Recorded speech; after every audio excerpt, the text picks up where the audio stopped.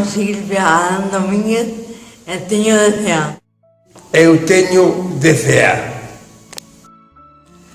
Yo tengo 10 anos. Hola, soy Fernando Rodríguez Mamonde. Tengo un año cerebral adquirido desde hace unos 4 años. Es, por ejemplo, estar aquí a las 9 hasta a las 6 y estar siempre en casa, porque en casa me aburro mucho. La asociación Ras de Agua.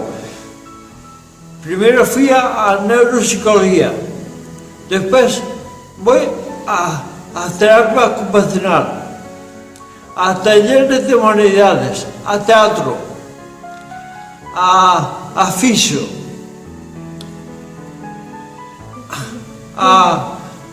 voy a hacer también informática con José, que es muy bien.